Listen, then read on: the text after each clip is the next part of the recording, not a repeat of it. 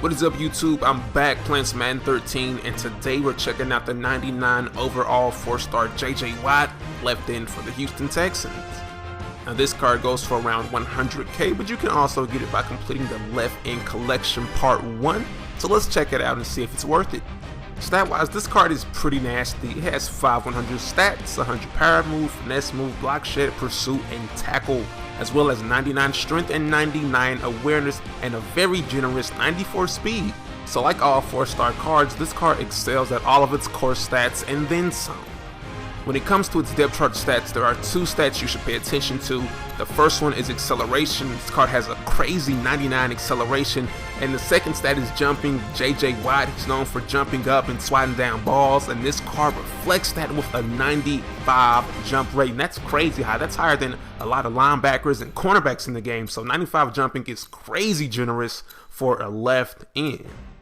Now for the performance review of this card, I didn't know what to expect out of it or exactly how I should judge it, and the reason for that is because the defensive line position isn't one of the more glorious stat-filled positions in football. A lot of the things they do, like filling lanes, taking on blockers, applying pressure to the pocket, and containing plays, don't show up on the stat sheet, though they are huge factors in defensive plays. So to review this card, I really paid attention to the amount of disruption and havoc this card was causing on each play for the offense, rather than judge this card by a basis of sacks and tackles. Now when playing with this card, one of the first things I noticed about it was that it is explosive off the line of scrimmage. That 94 speed and 99 acceleration are a deadly combo coming off the edge. If you take a wide enough angle when rushing, a lot of times you can literally run around some of the offensive tackles in the games. And when calling blitz plays, if the offensive line is late and does not execute a timely blitz pickup, this card will probably already be in the backfield before they even notice. So this card is really deadly coming off the line of scrimmage. When it comes to this card's block shed, it was pretty successful at shedding blocks. I'd say it had about a 40% success rate, which is pretty high. Almost every 2 to 3 plays, you can definitely expect this card to be applying some serious pressure to the quarterback or the ball carrier. And if you can get the momentum of the game on your side, that percentage will probably go up even more. Now, one of the ways the defense usually counters the constant pressure by this card is by using an extra blocker. Now, that can be looked at as a bad thing, but we're going to look at it as a good thing because that means one less receiving option down the field. That means the quarterback has to spend more time in the pocket, and that means you might get a coverage sack. So even if it takes 2 blockers to pick up this card, it's still affecting the play in a huge way. Now, the last thing that I want to test out with this card was its 95 jump rating, JJ Watt, JJ SWAT. I wanted to see if it would live up to its name.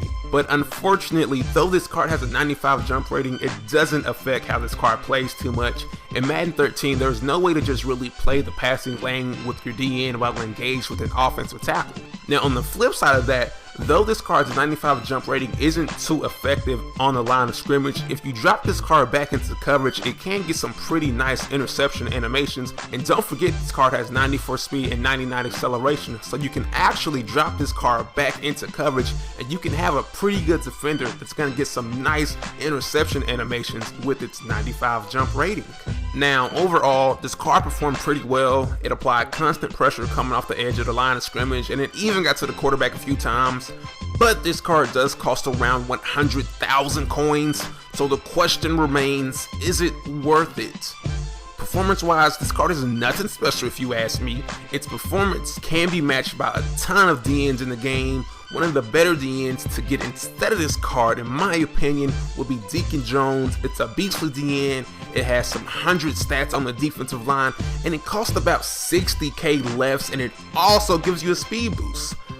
But if card boosts and the price of cards aren't that big of a deal to you, then this card is a solid buy. Though it does not outperform any of the other top tier DNs, it doesn't underperform neither. So if price isn't a big deal, this card is definitely a solid buy. It doesn't underperform, but for me, I like getting the most bang out of my buck, and in that case, it would be Deacon Jones and his speed boost. Now for this video, the giveaway card will be a Deacon Jones. I like Deacon Jones a lot. I think his card performs amazingly well. I actually run 3 Deacon Jones sometime because I just love the way his card performs as well as its speed boost. And since I like the card so much, I'm giving one away. So if you want a Deacon Jones, like the video, comment down below, leave some actual feedback. I greatly appreciate it. But there you have it, folks. That is the end of my JJ Watt review. I hope you guys enjoyed it. If you did, leave a like. And if you haven't already, subscribe for more Madden 13, Madden 25, and sports gaming in general. I am out. Peace.